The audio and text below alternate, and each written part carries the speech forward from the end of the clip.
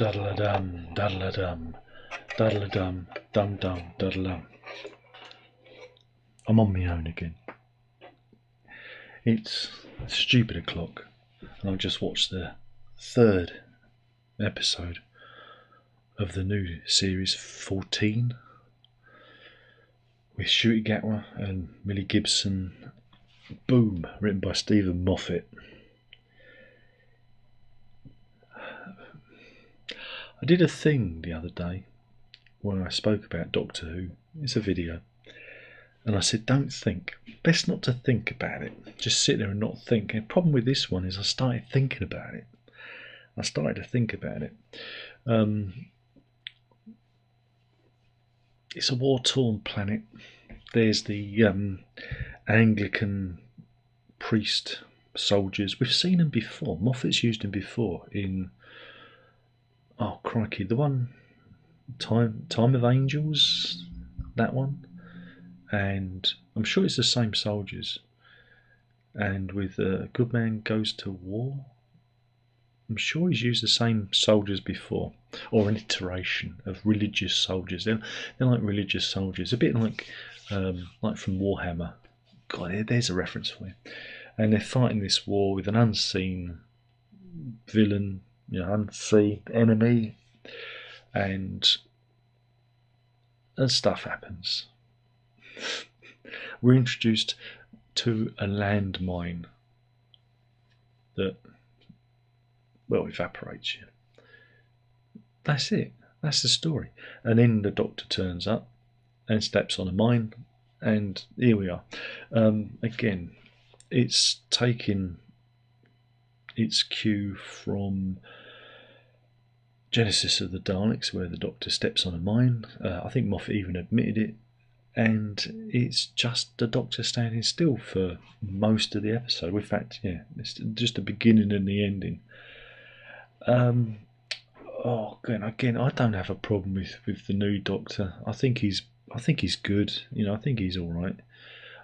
Though I do like it when he's not camping it up. I think when he's being, he's got the gravitas. I think when he does that, I think he's very good. But when he's doing the camp, I don't know. It doesn't always work for me. It becomes too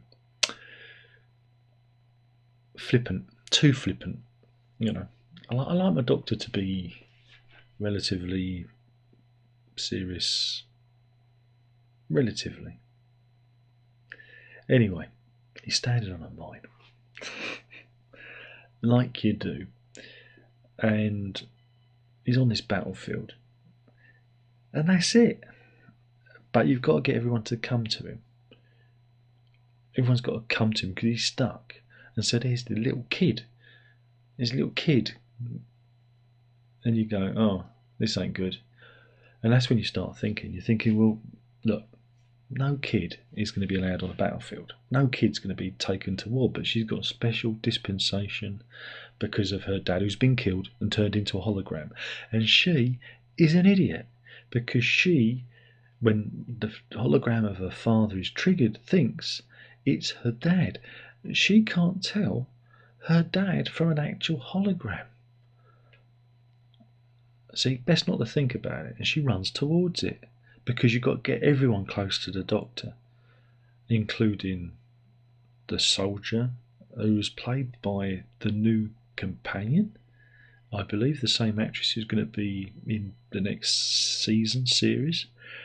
And these medical droids that basically kill you. I like the premise of war, capitalism bad. Again, that's the message this week, kids. Capitalism bad and religion's bad, though they kind of walk it back at the end. Capitalism bad, war, capitalism, that's the message. It's writ large. It's subtle, again, it ain't. So I thought that was fun, but I didn't like the mechanics of the episode because it's like, everyone's got to gather around him, when in reality, the soldiers would have just shot him dead, and that would have been it. That would have been the end of the episode, because they are not, they're all trigger happy. They don't know what their enemy is, and there's two strangers on the battlefield. They would have just shot them. They would have just shot them. That would, again, don't think about it. If you think about the logic of the story, it kind of falls apart. Whilst I like the idea of the premise, all the bits that are bolted on to make the story work fall apart if you think about it. If you blindly just sit there and go, I'm a happy Doctor Who fan, everything's fine. But if you think about it, it falls apart. Because the universe and the world that the story is set in has got to make sense. Right. And there are a few things that you can do in the story to rectify it. Again, the kid. I thought that she was going to be like some sort of Doogie Howser kind of super brain kid who's, I don't know, a computer programmer or one of the strategists for the army. Even though she's a kid, she's got I don't know, an idiot savant ability that they use, and that's why she's on the battlefield. Again, something like that, something that that gives her a reason to be there, other than my dad said I could be here. Yeah, so that's that. What else was there to think about? Ruby gets waylaid, gets disposed of by the robot aide, or gets shot and then doesn't get saved because money. But the robot identifies her. That was curious. It couldn't identify the Doctor, but it could identify Ruby, which means that her DNA was in the database. Again, the logic of it. Would her DNA still been on the database? Does the AI have access to everyone's DNA from time immemorial? I don't know. I don't care. Is it because she's special, and then the snow comes down? Anyway.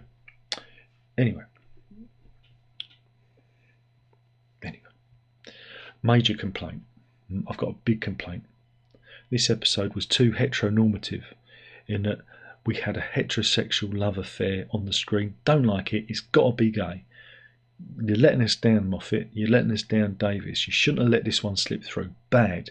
We only want same-sex relationships in this Doctor Who because we're progressive. Remember that. We don't want any, we don't want any of that. Because Dad calls babies and babies. We did space babies and heteronormative world. Oh, bad. So yeah.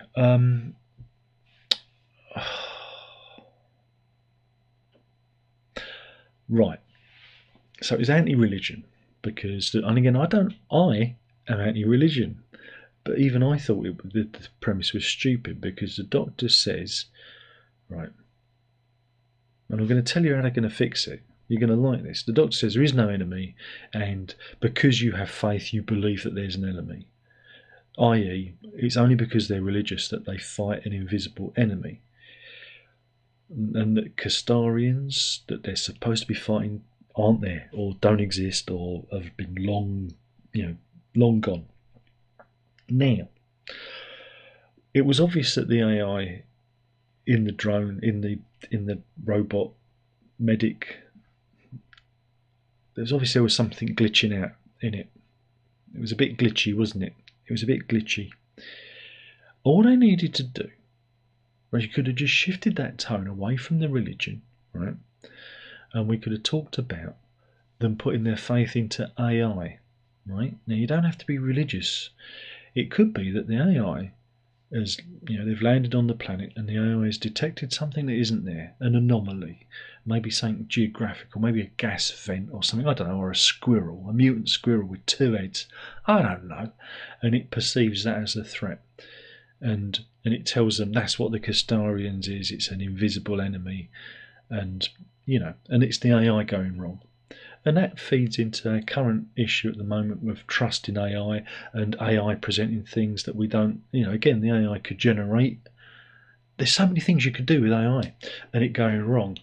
We see it now with AI generated art and music, and why not the AI going wrong generates the war?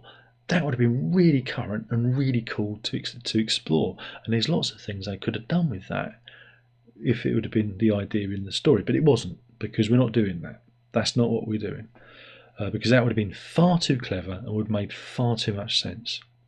So we're not doing that. But yeah, basically, there is no enemy, and capitalism bad, because as long as they're fighting and money's being spent, the battle continues.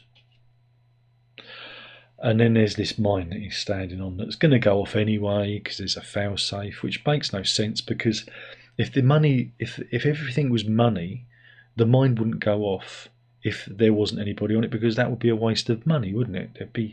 There's also, like I said, don't think about it.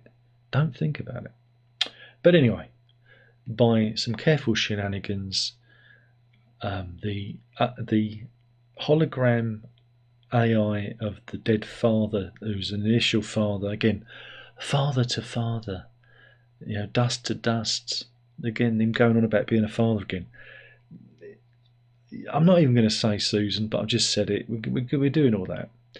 We had snowflakes again, but more of that later.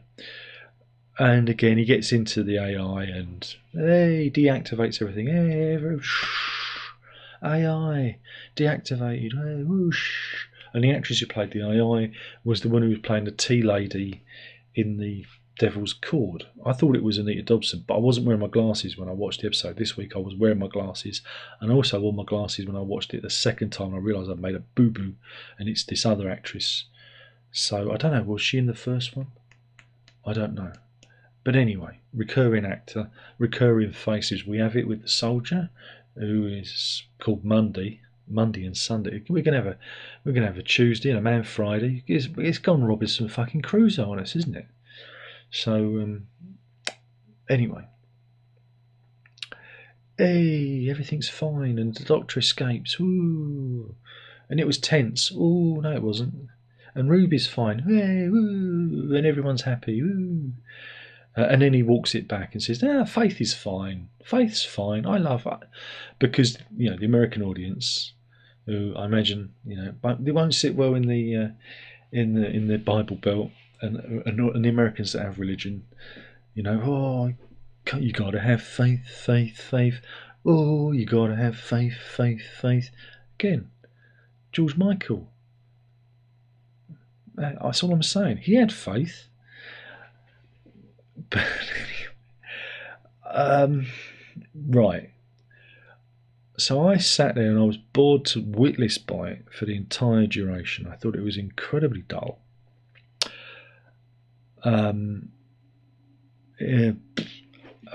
This planet looked crap. The CGI when he was running across it from above, the aerial shot looked really bad. This is what they spent their money on. I think Russell T Davies has spent all the money on Rent Boys, because that episode, you could have performed it on a stage. It's again, and this is my issue with a lot of what Russell T Davies writes. He writes for rooms. He writes for enclosed spaces. Whether it's the recording studio at Abbey Road, the spaceship in the Space Babies here, you might as well have been down the old gravel pits where they used to shoot Doctor. At least it would have been real.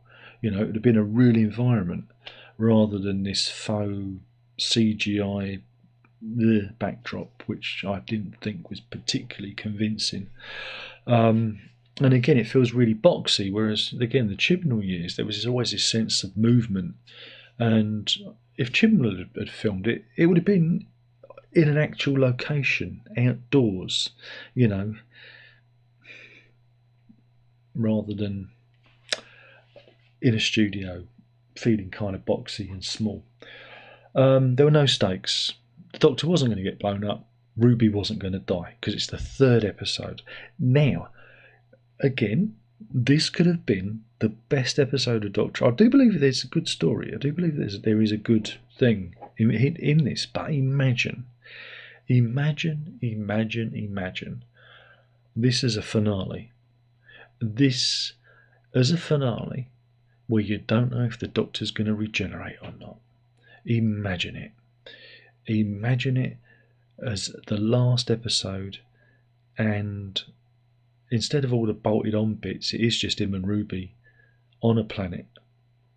And you don't know if he's going to get blown sky high. Then the stakes are raised. You know nothing's going to happen to him because it's the 3rd episode and we've got another 5 episodes to get through. Nothing's going to happen. So, and all the soldiers were expendable. So it doesn't matter. There were no stakes in it for me. And people say, I had a little scroll through the old X, and people going, best episode ever. It was so tense. And I'm thinking, what the hell am I watching and what the hell are they watching? You get the feeling that they've never watched a war film or anything of any magnitude, that their experience is incredibly limited and they don't understand how drama actually works.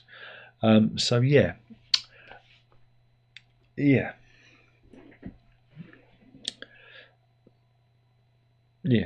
I get the feeling we're being trolled. I think we're being utterly trolled. And again, the episode ended with this big snowflake falling down. Again, don't like that? You're a snowflake. I think they're telegraphing the message even bigger. I could be paranoid, but I do feel like we're being trolled, and I was kind of looking forward to it. I thought it was going to be interesting. Again, Shooty Gatwa, I think he's really good, and I think when he does the serious stuff, I enjoyed his serious acting chops. I think he's got the potential to be really good, and at a different time with a different writer, different stories. I think he would have been.